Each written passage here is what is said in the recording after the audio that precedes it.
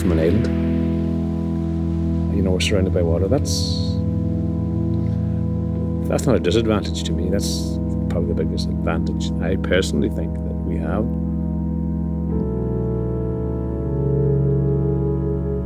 I mean, I remember as a kid, growing up, we used to play on the beach, you know, the tide was out on a summer's evening. And I just loved to stand behind the goal for somebody to kick the ball wide or down the beach, because then I would get to run after it and get to kick the ball.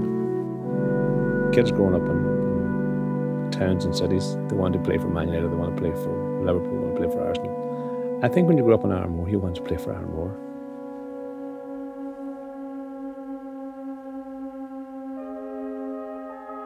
As far as the football club is concerned, and we're the opposition, and we're all here, the last place in Donegal any junior team wants to come to get a result.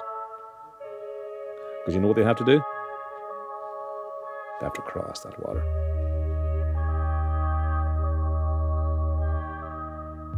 I started playing when I was 15 for Arranmore, and at that time we went out to away games on a Sunday morning on a half-decker, and it was just brilliant fun, it was just brilliant crack. And then I went away to college, went to university in Galway, and the bus from Galway was 4 hours. I travelled back every single weekend because I wanted to play for the club, because I wanted to play for the lads that I grew up with.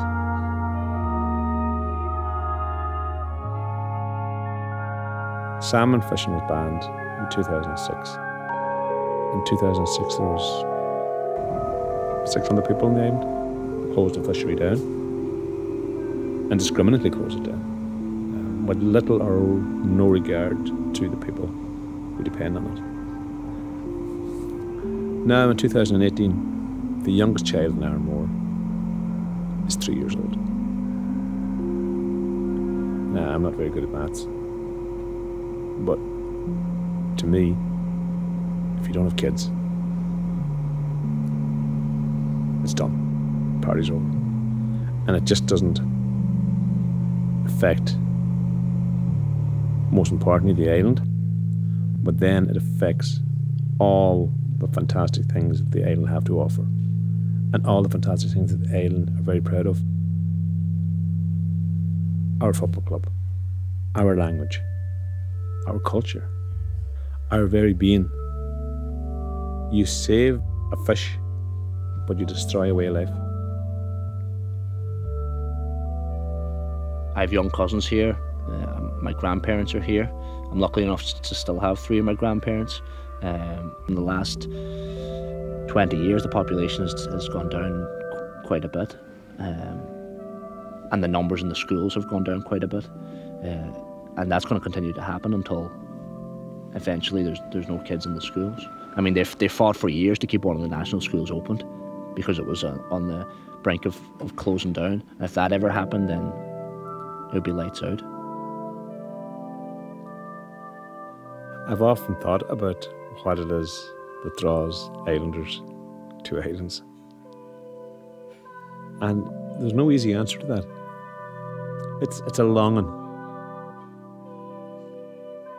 I honestly don't think there's anybody that ever has left this island that it wasn't their life's ambition, life's voyage, or to return. It is detached. It's in the northwest of Donegal. It's far away from major hubs like Dublin and Belfast and Cork and Galway. It is far away. There's no cities in Donegal. When you come here, you're detached from it all. You know, I come here and you switch off. I haven't thought about work all week. I've been on the mountain cutting turf. I've been helping my dad with the sheep. I always ask my dad, like, how did people end up with this bog and that bog? He just says it's just passed down through generation through generation. So what we have now is we cut turf for our house, and my uncle moved away, so we have his bogs, and then we cut my granddad's bogs as well. And you just go around, you cut it, and you foot it, and you wait for it to dry, and then you bring it back down. And my dad always says, because you put in so much effort in it, and he takes care when he's cutting the turf, and you take care when you're footing the turf. He says it's such a shame that all you end up doing is burning it.